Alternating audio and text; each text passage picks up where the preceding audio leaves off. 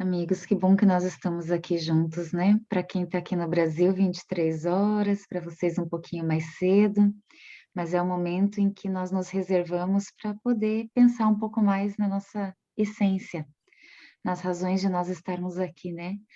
Quando eu vinha me preparando para iniciar esse momento de conversa, eu pensava justamente nisso, na permissão de Deus, para que nós pudéssemos ter essas portas virtuais que nos dão acesso um ao outro. Ao mesmo tempo, cada lar aqui presente conectado, assim como os nossos corações, tanto quanto nós venhamos permitir, né? Isso aí já depende um pouquinho mais de cada um de nós na sua intimidade. Mas é certo que o fato de escolhermos estar aqui já é uma predisposição que nos coloca mais abertos a receber uma mensagem que nos ajude no nosso dia a dia.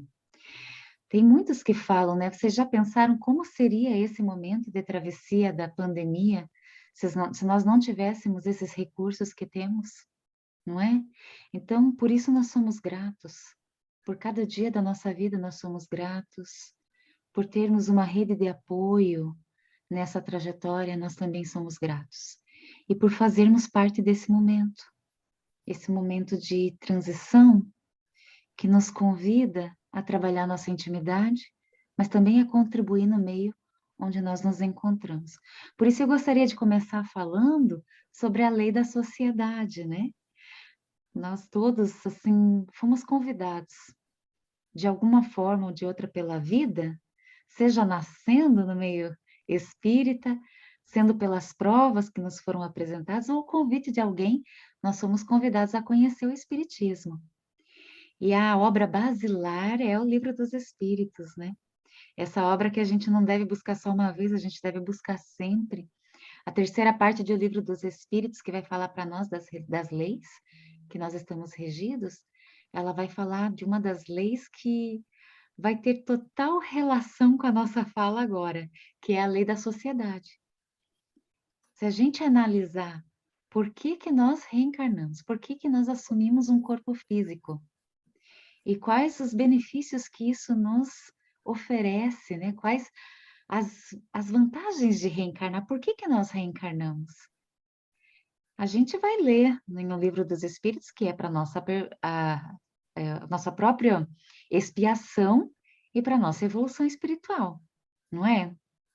Mas se a gente analisar um tanto mais, a gente vai ver que o corpo nos dá a possibilidade de comungarmos com aqueles com quem temos afinidades e com aqueles que não temos afinidade, mas que por aqui estarmos nós convivemos, né? Mesmo pensando diferente, agindo diferente, mesmo que um já esteja num nível evolutivo um pouquinho maior, outro um pouquinho menor, mas nós estamos aqui. E quando a gente vai ali para o livro do Evangelho segundo o Espiritismo, a gente vai ver a irmã Rosália nos convidando a uma caridade que às vezes a gente esquece. Eu vou ver se eu acho aqui os meus rascunhos, tem bastante coisa, já achei aqui. A irmã Rosália, ela vai nos convidar à caridade moral. Para quem vá lá no livro do Evangelho, vai ler assim, olha, a caridade moral consiste em se suportarem umas às outras as criaturas. Mas vocês já analisaram o que é suportar? Às vezes a gente pensa que é aguentar, né? Aguentar o outro. Mas suportar tem vários sentidos essa palavra. Veja que nós vamos falar sobre palavras. Suportar também é dar suporte. E se nós estamos em sociedade, e a sociedade é o meio que nos possibilita tanto a reparação, o crescimento, a evolução, trabalhando o nosso ser, contribuindo com o próximo, nós nos aperfeiçoamos. Vocês já pensaram como é que nós vamos saber se nós já conseguimos perdoar, se nós não vivermos situações de vida que nos conclamem ao perdão? Nós podemos ter estudado sobre isso, lido sobre isso, mas nós só vamos saber de fato o quanto nós já aprendemos o exercício do perdão quando as provas se apresentam, aquele momento de testemunho. Da mesma forma, nós estamos construindo em nós esses caracteres, essas virtudes, alicerçando, imprimindo em nosso ser essa renovação de atitudes com a vida, com as experiências da vida, com os treinos diários que ela nos oferece. Aí a gente sabe que a gente pede paciência e vem as experiências que nos convidam ao exercício da mesma, para que treinando, treinando, treinando, a gente possa aprender a ser mais pacientes. Mas é claro que, se nós estamos aqui, né, nós já estudamos bastante essa doutrina consoladora, e ela nos dá a possibilidade, pelo próprio ajuste das nossas lentes, pela forma como nós entendemos as provas, as pessoas, a vida, ela já nos dá bastante ensejo de caminhar com maior paciência. Mas quando a gente pergunta no meio espírita qual é a virtude que você precisa mais praticar, qual é a que aparece? A paciência, que é a ciência da paz, né? Então, quando a gente vai falar sobre palavras, hoje nós vamos falar sobre isso, nós temos que falar da sociedade. Uma sociedade que a gente vê assim tão polarizada, né? Tão separados uns dos outros. Uma sociedade onde a gente vê que muitos não se ouvem. E um mundo onde nós não escutamos o outro é meio assustador, não é? Um mundo com invisibilidade social, onde a gente não enxerga a dor do próximo, nem o próximo que está mais próximo, às vezes dentro de casa. É assustador. Quando a gente percebe que a gente fala, cospe opiniões impensadas, quando de fato a vida nos convida a fazer bom uso dessa instrumentação que é a fala, que é o ouvido, que é a possibilidade de estar aqui, o uso das palavras. Por isso, essa temática de hoje, as palavras, né, bússola de nossas almas, ela foi extraída de um texto de André Luiz em Endereços da Paz, onde ele vai justamente fazer essa menção de que uma bússola é um instrumento, não é?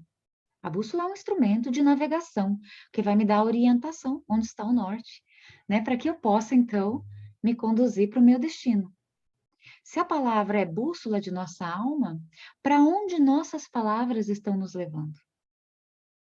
As palavras que busco, as palavras que ouço, as palavras que alimento, em que direção elas apontam, tanto para mim quanto para aqueles com quem eu comungo? Né? Então, é mais ou menos sobre isso que nós vamos conversar.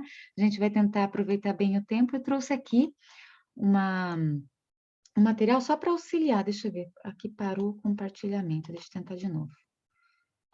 Aqui. Deixa eu ver se eu consigo. Isso.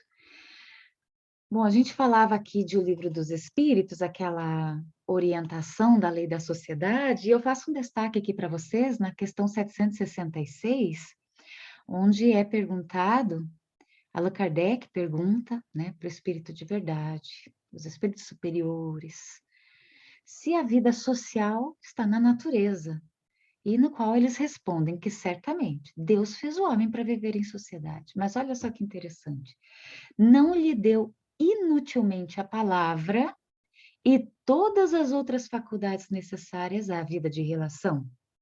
Se nos deu a palavra, é para que nós possamos nos comunicar. E comunicar vem de partilhar. Partilhar aquilo que está em mim. Partilhar o outro, as conquistas do outro que, chegando até mim pela comunicação escrita, oral, de sinais, visual, seja qual for o recurso, nós temos possibilidade de aprender um com o outro. E então cumprir com essa nossa tarefa aqui de aproveitar a vivência em sociedade para a nossa evolução, não é? Então, para falar sobre isso, eu trago, para a gente começar a abordar a temática, eu trouxe um texto de Emmanuel agora. Primeiro foi André Luiz, né? A bússola de nossas almas é a palavra. Emmanuel vai dizer para nós, em Espelho da Vida, né? No livro Pensamento e Vida, o capítulo é Espelho da Vida, ele vai falar exatamente assim, deixa eu ver, pegar as palavras exatas dele para eu ser fiel. Isso. Em todos os domínios do universo, vibra, pois, a influência recíproca. Então, ele está falando dessa nossa relação de interdependência. Nós estamos na sociedade, nós agimos e interagimos, recebemos as influências do meio, das pessoas, da nossa própria história, não é?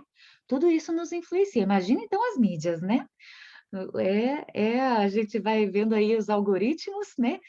Tudo que a gente se demora um pouquinho mais é o que vem, né, para nós sempre nas nossas redes sociais, onde a gente faz uma pesquisa e isso está chegando. Então, o tempo todo nós estamos sendo influenciados, que é a questão do reflexo. Então, ele vai dizer que tudo na natureza sofre essa influência recíproca. Tudo se desloca e tudo se renova sobre os princípios de interdependência e repercussão. E aí ele vai trazer o que eu coloquei nessa forma de esquema. Isso aqui eu construí para nós para que a gente possa analisar. Então a gente recebe uma influência, né? Ele diz: o reflexo esboça a emotividade.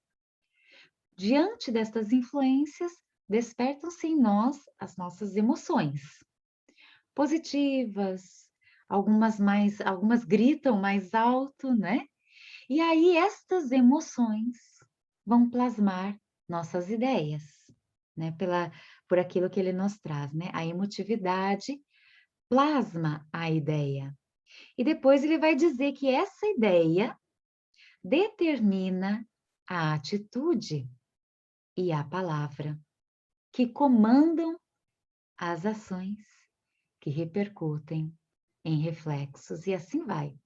Então vejam só como é construído essa nossa relação, né, na orientação aqui de Emmanuel, ali em Pensamento e Vida. Então o que a gente pode extrair daqui? A gente pode extrair que se nós percorremos isso aqui constantemente, como nós percorremos isso aqui? De uma forma consciente ou distraída?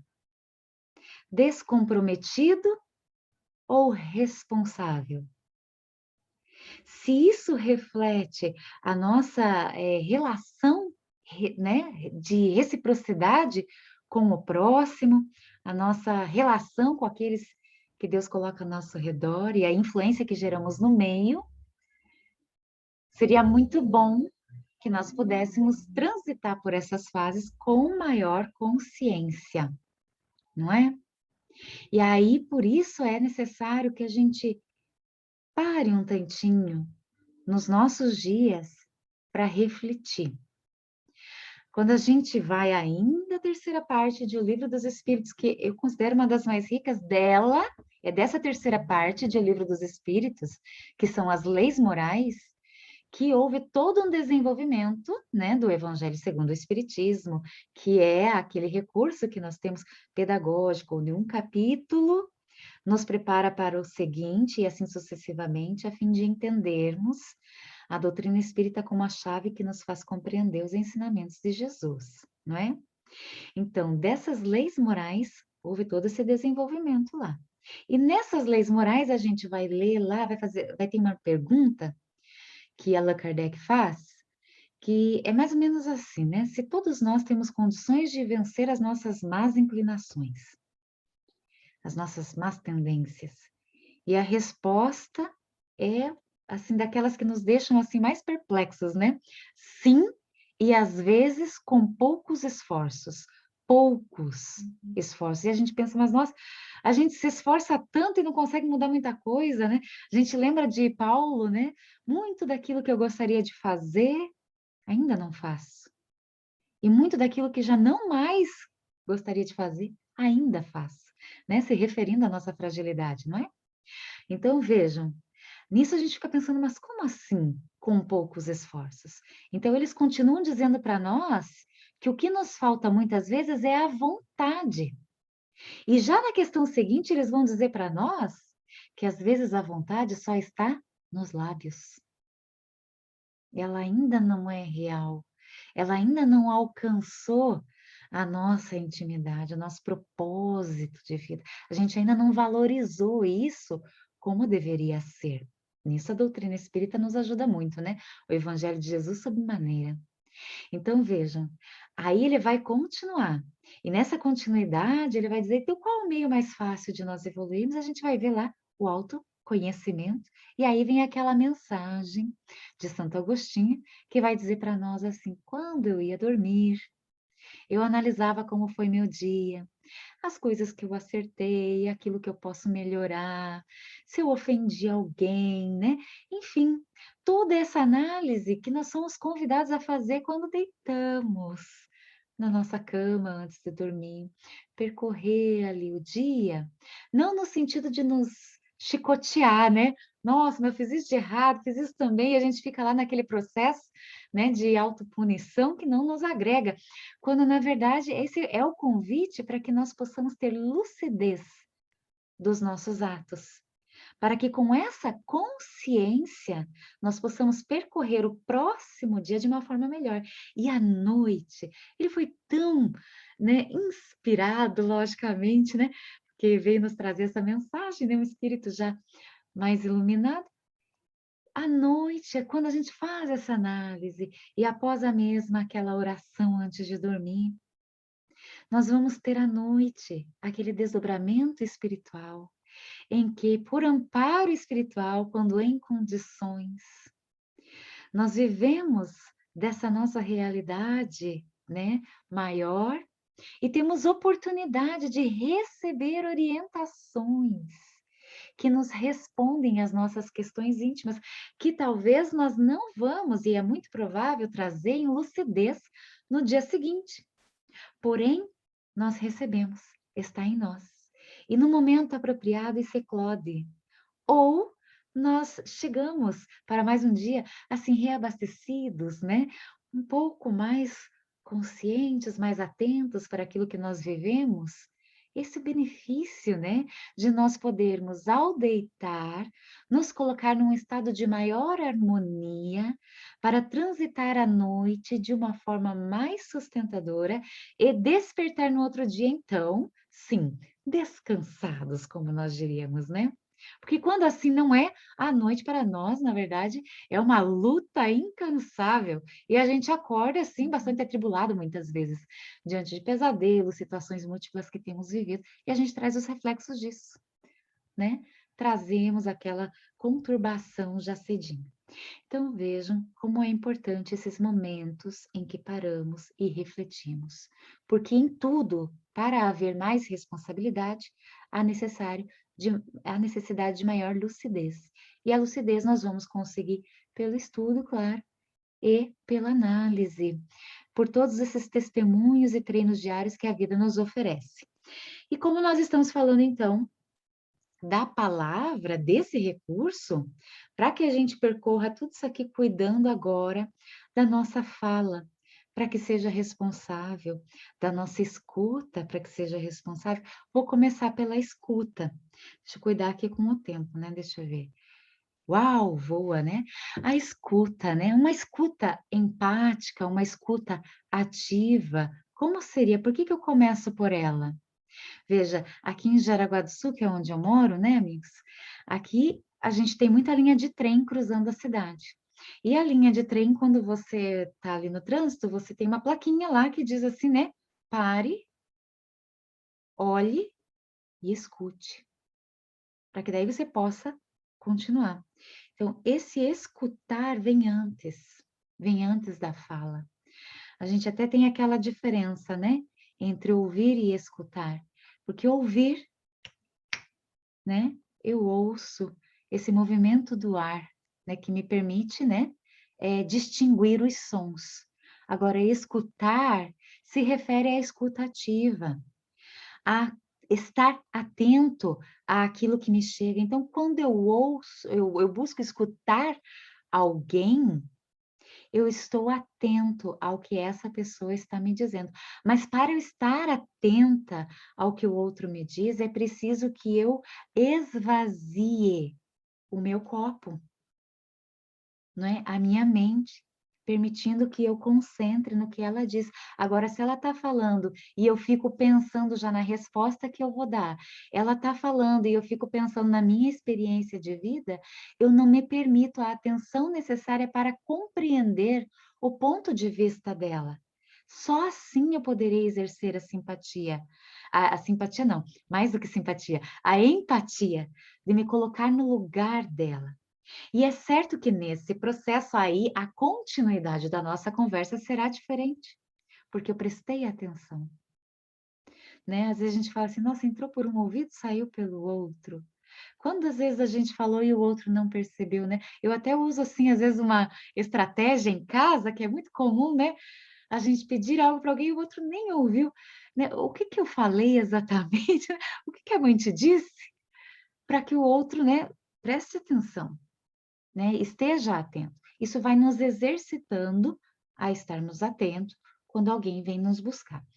O outro aspecto é que quando nós prestamos a atenção, nós podemos gerar conexão com a pessoa ao iniciar a nossa fala com ela.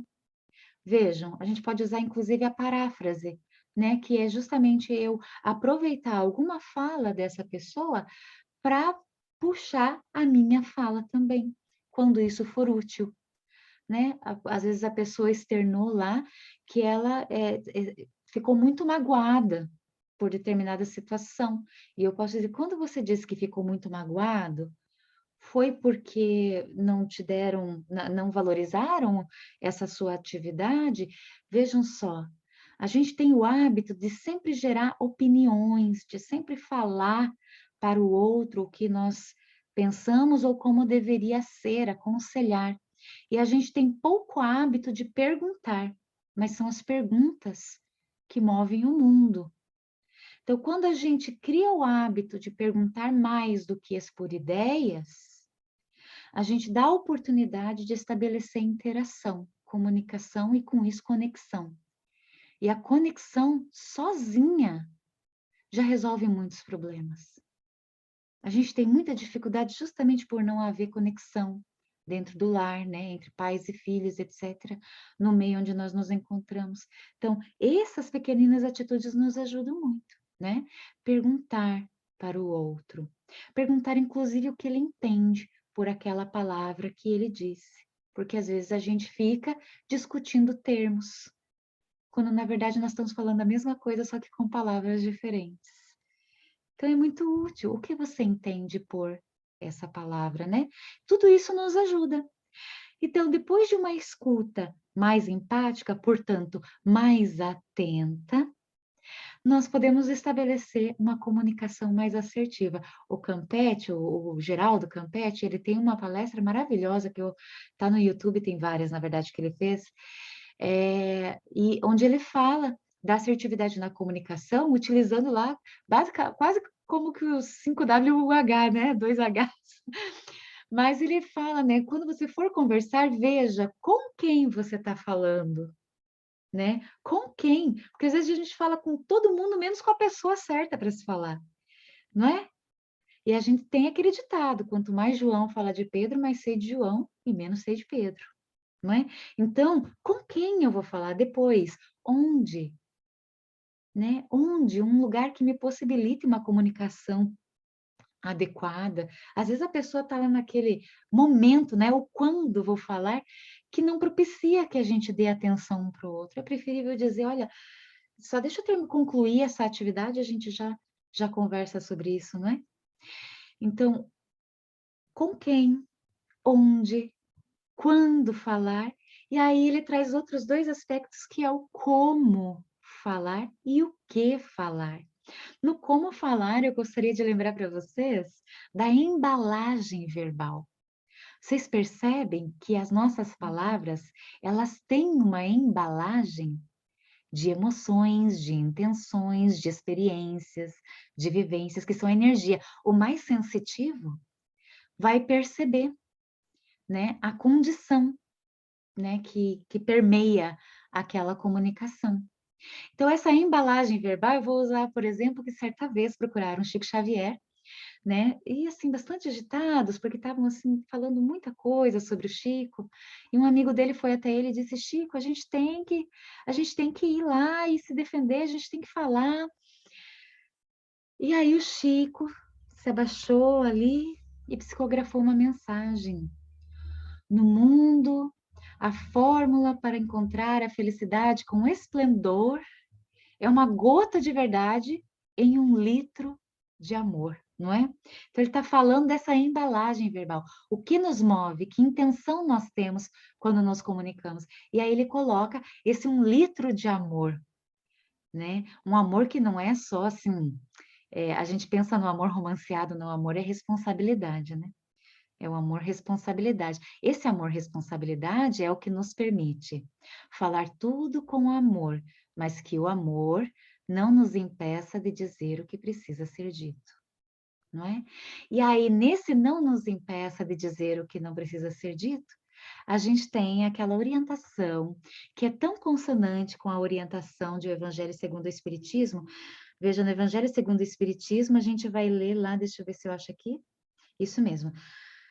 No capítulo de Injúrias e Violências, Allan Kardec vai escrever assim: é que toda palavra ofensiva exprime um sentimento contrário à lei de amor e de caridade que deve presidir as relações entre os homens e manter entre eles a concórdia e a união. Então, por isso que a gente vê que a comunicação não violenta, de Marshall Rosenberg, que é esse aqui, né? É muito apropriada quando a gente fala assim de uma comunicação assertiva. Ele, na verdade, traz uma formulazinha para a gente experimentar uma nova forma de dialogar, com 4 passos. O primeiro passo é observar a situação, sem análise, sem julgamento. O que acontece quando eu trago já com um julgamento ou com o meu modo de encarar a situação? O outro, ele já está pronto para se defender. Agora, quando eu só trago os fatos, não tenho o que dizer, porque eu só estou trazendo a situação observada. Eu vou trazer essa fala com um exemplo, né? A gente faz um compartilhamento de uma mensagem, uma postagem na internet, na rede social, por exemplo, e aí alguém faz um comentário que a gente considerou assim muito ruim. Como conversar com essa pessoa, não é? Então, na comunicação não violenta, eu não vou dizer assim, olha, você foi mal educado, porque aí já está o meu julgamento. Ou você agiu inapropriadamente, também é meu julgamento. Pode ser que ele nem imaginava que estivesse me ferindo naquela colocação dele. Então, a comunicação não violenta traz o fato. Fulano, na minha postagem X, você disse Y. Pronto, veja, eu não falei nada mais além daquilo que aconteceu, sem qualquer análise sobre o ocorrido. Quando eu faço isso, o outro não fica na defensiva, porque ele só está se inteirando do motivo da nossa conversa. E aí vem o segundo momento, depois dessa observação do fato, vem expressar o que eu sinto. Não o que eu acho dele. Veja que a gente é muito rápido em julgar o outro, né? A gente coloca adjetivos sobre os outros assim rapidinho. Mas a comunicação não violenta, ela nos convida a olhar para dentro de nós. Então, é o abrir coração. A gente expressa como isso me alcançou. Como aquela situação me alcançou. O que movimentou em mim. Então, vamos na postagem X, fulano, você escreveu Y. Eu fiquei chateado. Eu não gostei. Eu me senti ofendido. Eu fiquei perplexo. E eu fiquei surpreso. Eu não entendi o ocorrido. É como eu me senti. Depois, o terceiro passo, ele traz a necessidade. Quais são os meus valores, a necessidade, o que eu preciso, né? Então, eu trago, por exemplo, então eu resolvi que eu precisava conversar contigo. Eu preciso esclarecer essa situação contigo. Ou eu preciso que a gente esteja num relacionamento onde eu me sinta bem e você também se sinta bem, né? Eu preciso me acertar, né, com relação, ou te entender, seja o que for a minha necessidade. E o quarto passo que ele traz, aí é o pedido específico. O pedido específico é o que vai nos dar a direção de como agir. Por quê? Quando eu não trago o pedido específico, cada um de nós vai pensar numa estratégia para resolver aquilo. Ele pode pensar, por exemplo, cara, não vou comentar mais nada da postagem dele, não é? Pode ser que ele pense isso, mas não era isso que eu estava querendo. Quando conversei com ele, eu queria que a gente encontrasse uma estratégia juntos. Então, esse pedido específico pode ser para que a gente construa uma estratégia juntos, né? O que nós podemos fazer para que fique melhor? Ou pode ser já a minha estratégia, o que vai me satisfazer? A minha expectativa. Vejam, o outro não sabe qual é a minha expectativa diante de um momento difícil, de uma conversa difícil.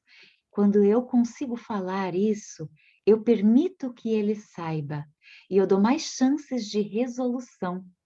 Dentre tantas possibilidades, eu apresento a minha. Então, a minha pode ser: eu gostaria que quando você percebe algo que não é assim tão bom, você falasse comigo no privado. Pronto, já dei o caminho. Continuamos amigos, nenhum cancela o outro, e a gente encontrou uma estratégia de conviver. Aqui eu utilizei a rede social, mas pode ser aquele funcionário que sempre chega atrasado, pode ser o companheiro que tem usado expressões muito agressivas, o filho que larga a chuteira no meio da sala, seja o que for que nos move para aquela comunicação desarmada. Portanto, uma comunicação empática, que busca a construção, que busca fortalecermos os nossos elos, né? Por que a gente sempre traz isso? Para que a gente possa aproveitar esse recurso que Deus nos deu da fala para orientarmos a nossa vida e daqueles que estão ao nosso redor numa direção mais apropriada, uma direção de renovação, de harmonia, de construção, de reparação de elos passados tortuosos, né? Portanto, aí eu vou finalizar aqui com vocês, né? Que acho que meu tempo já é, Elvis, né? Meu tempo aqui.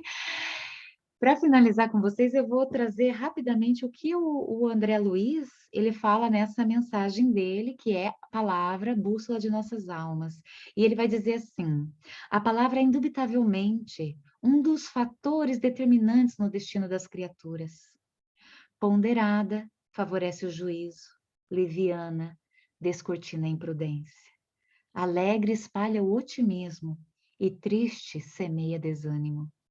Generosa abre caminhos à elevação, maledicente cava despenhadeiros. Gentil provoca o reconhecimento, atrevida traz perturbação. Serena produz a calma e fervorosa impõe a confiança. Descrente envolve a frieza, bondosa ajuda sempre. Sábia ensina, ignorante complica. Nobre tece o respeito e sarcástica improvisa o desprezo. Educada auxilia a todos e inconsciente gera a amargura. Portanto, a palavra é bússola de nossa alma onde estivermos. E a bússola é um instrumento de navegação. Se a palavra é esse instrumento, ele nos convida a conduzirmos as nossas palavras na romagem do mundo para a orientação do Senhor.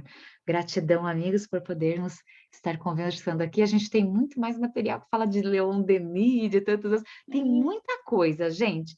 Podem buscar, que tem muita coisa aí na internet maravilhosa sobre palavras, sobre comunicação, sobre o poder das palavras, que também é precioso de analisarmos.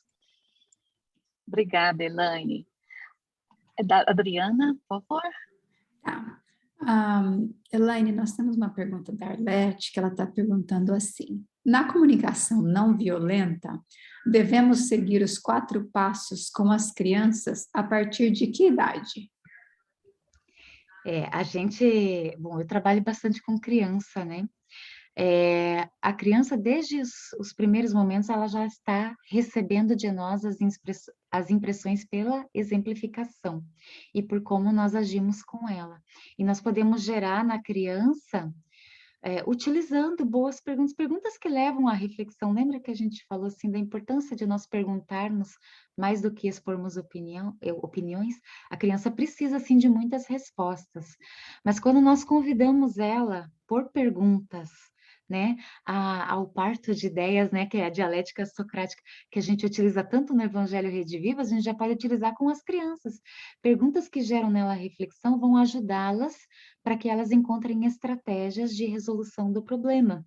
Então, a comunicação não violenta pode terminar com essas perguntas, né? O que nós podemos fazer para resolver isso? A criança foi mal na prova, né? Ah, eu vou estudar, né? De que forma você vai fazer desta vez para que não se repita o resultado anterior, né? Enfim, uma possibilidade que a gente pode utilizar aí de comunicação. Mas a gente diz que desde o primeiro momento nós podemos estar usando a comunicação não violenta.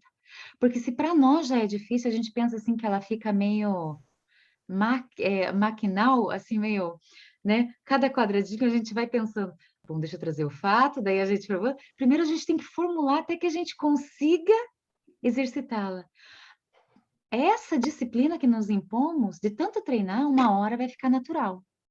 Já sai assim, de uma forma mais empática e construtiva, sem julgamento. Nós estamos treinando para isso. Imagine se a gente começa com a criança desde cedo. A gente já vai gerando nela essa forma de comunicação que não julga, que é o nosso objetivo de nos evangelizarmos, não julgar o próximo. Se ela tem isso já dentro de casa, imagina só, né? Ela já cresce com essa forma de se comunicar, é uma riqueza.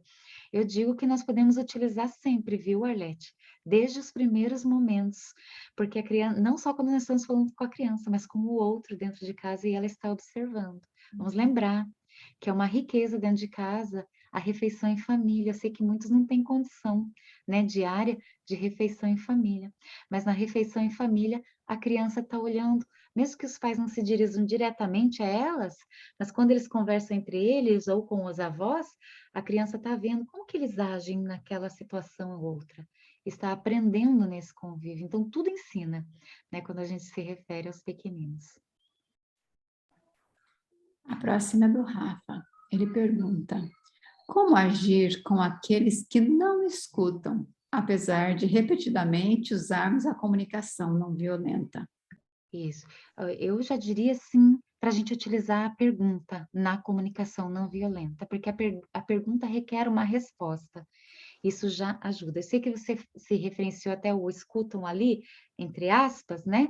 No sentido da escuta ativa.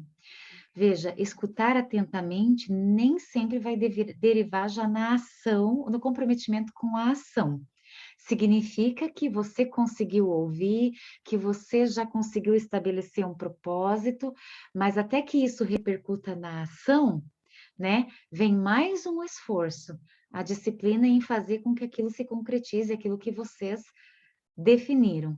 E para que haja esse concretismo, vai precisar de muito apoio recíproco, né, entre aqueles que fizeram o acordo. Então, o diálogo continua, no sentido de se ajudarem.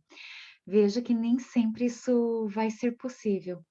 Às vezes, mesmo utilizando a comunicação não violenta, mesmo fazendo seu papel, como a comunicação tem os dois lados, aquele que ouve, aquele que escuta, e ambos devem estar ativos, né?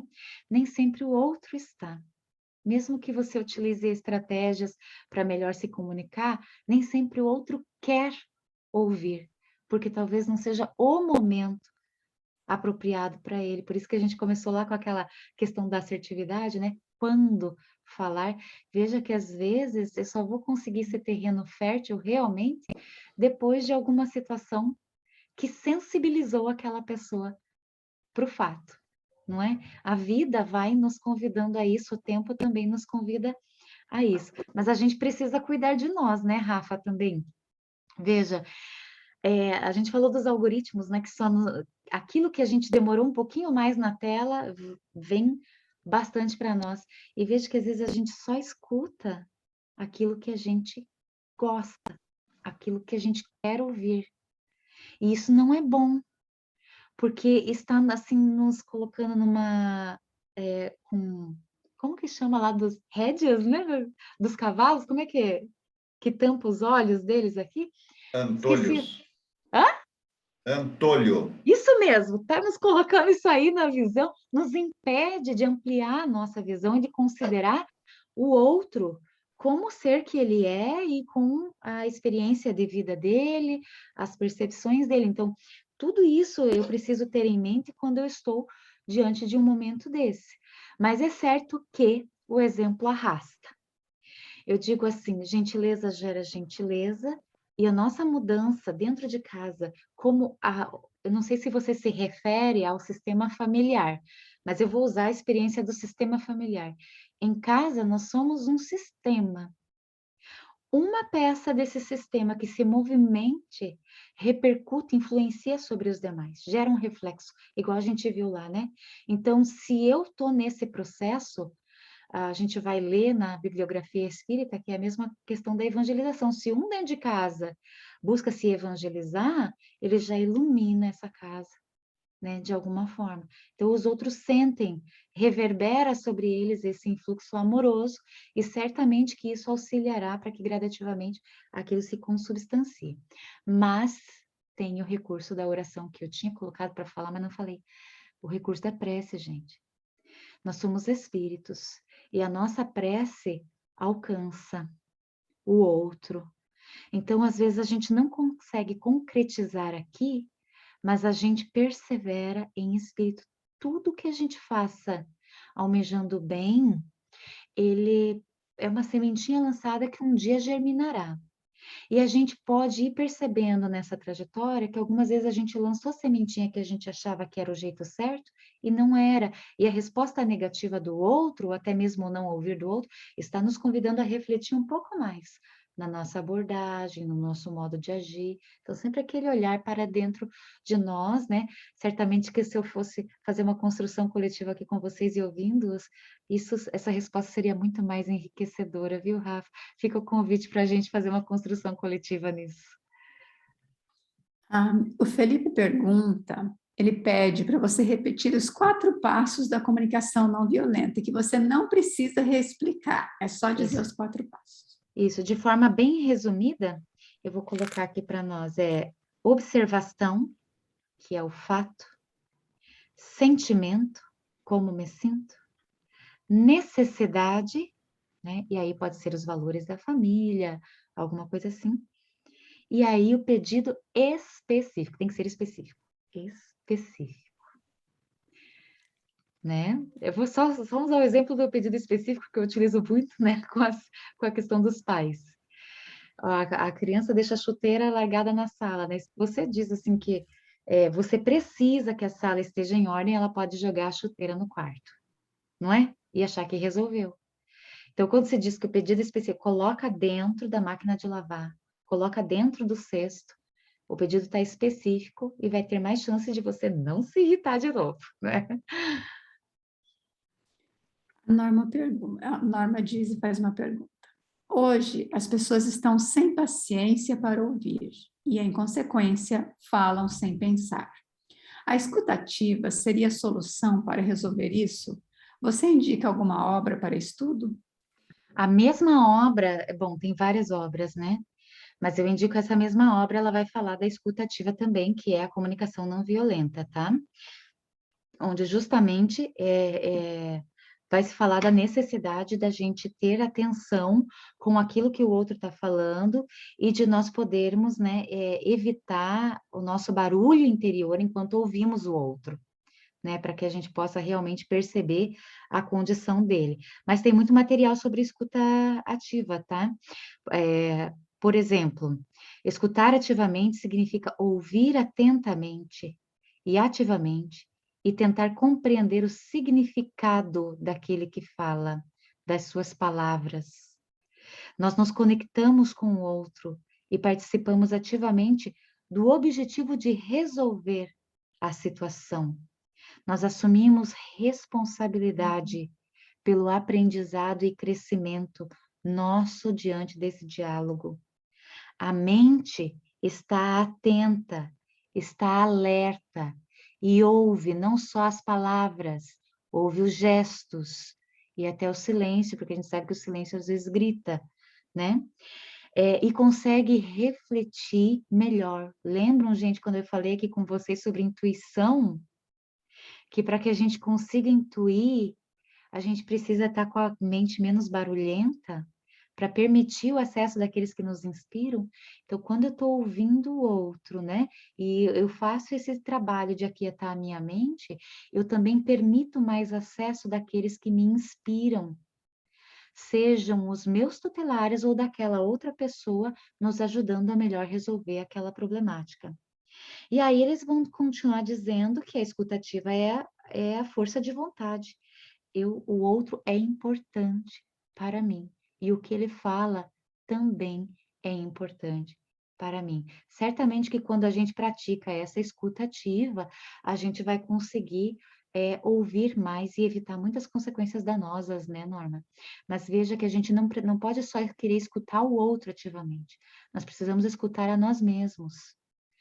Lembrem-se que quando a gente fala, os ouvidos mais próximos da nossa boca são os nossos. Então, a gente precisa ouvir o que a gente fala. A gente precisa auscultar a nossa intimidade, né? Entrar na nossa intimidade, mergulhar, perceber o que isso gera em nós. Certamente que a gente vai estar mais atentos. E isso não vai ser 100% do tempo, porque nós ainda somos muito, muito pequeninos, estamos dando os primeiros passos nisso. Mas se num dia a gente consegue pensar uma vez exatamente no que a gente vai falar, ou parar tudo para ouvir o outro, né? No momento em que isso é possível, nós já estaremos, né? É mais um treininho, mais um treininho, mais um treininho até que isso vire um hábito em nós. Tem um ditado aqui para a gente refletir. Há palavras que ferem como espada, mas a língua dos sábios traz a cura. Adriana, que beleza. Vocês sabem, né, que quem fala é inteligente, quem escuta é sábio. Porque falar vai exigir de mim a inteligência no nível que eu possuo, não é? Mas escutar reflete sabedoria. Sabedoria que está alicerçada, né, não só na parte cognitiva, mas também emocional, né? Envolve tudo isso, a bondade, o amor, a vivência das virtudes, que tanto nós somos convidados a viver. Queria só, assim, eu acho que não tem mais perguntas, né, Adriana? Tá fechado seu microfone. Tem mais uma. Ah, tá. As palavras que usamos podem atrair bons ou maus espíritos? Isso que Leon Denis vai falar para nós. Queria tanto ter trazido, mas aí você trouxe essa pergunta, vai dar a oportunidade. Leon Denis, ele vai justamente falar, amigos, do poder das palavras e de que nesse poder das palavras elas trazem vibração. Por isso que ele vai falar que nós todos precisamos nos empenhar por engrandecer as nossas faculdades e não menosprezá-las. São os talentos, né? Porque fostes fiel em pouca coisa, eu vos estabelecerei sobre muitas outras. Essa pouca coisa é porque a gente pensa que talentos são só as coisas grandes. Eu tenho o dom disso, o dom daquilo. Não, talento é tudo. É a nossa fala, é o nosso ouvir. Então, nesse sentido, Leon Denis vai dizer para nós que as palavras têm uma vibração. Uma vibração. E se ela tem uma vibração, isso também faz vibrar em nós, né? Acessa conteúdos que estão em nós, emoções em nós. Então, elas são capazes de mudar a nossa vibração naquele momento. E essa vibração é o que nos coloca em sintonia com os nossos irmãos nos diversos níveis em que se encontram, né? Na afinidade que nós nutrimos. A boca fala daquilo que está cheio o coração, nos disse Jesus, né? Então, veja, é certo que às vezes a gente fica pensando, não, às vezes a boca está falando bondade, mas o coração está cheio de maldade. Vocês já não pensaram isso? Não é? Mas tem a embalagem verbal. E se essa pessoa não se policiar, se ela não está usando a máscara social que ela assumiu ali para falar com bondade, pensando maldade, uma hora vai escapar a maldade, não é? E na realidade espiritual, é a realidade. Ele pode estar falando sobre amor e sobre paciência, mas os irmãos estão recebendo as suas ideias, os seus pensamentos, os seus julgamentos. É isso que atrai, mesmo que essa palavra seja doce externamente, está chegando com uma embalagem diferente. Então, é esse conteúdo que atrairá as nossas sintonias espirituais. Por isso é tão importante a gente cuidar, né? Como está nossa intimidade. E aí, Bezerra de Menezes vai falar que a opinião retrata o opinador, né? Que é a mesma coisa, a opinião retrata o opinador. A gente precisa analisar isso, né? Que é a nosso espelho da alma, né? As palavras que nós emitimos. E Só tem agora um comentário da Norma que ela faz. Para quem faz o diálogo fraterno no centro espírita, essa escutativa é bem necessária para não ficarmos preparando as respostas antes do outro terminar a sua fala. uma preciosidade, né, Norma? Até porque se eu estou atento, eu estou com um silêncio interior que permite eu ouvir a inspiração do alto. E aí eu poder ser assertivo naquilo que eu trago para aquele que veio até a casa espírita, né? Eu cheguei na doutrina espírita, o primeiro contato foi o atendimento fraterno. Não sei se para vocês foi. Gente, isso é muito significativo. Um atendimento fraterno é muito significativo na nossa vida. É um registro que fica, que tem significado e que a gente vai levar como gratidão imensa.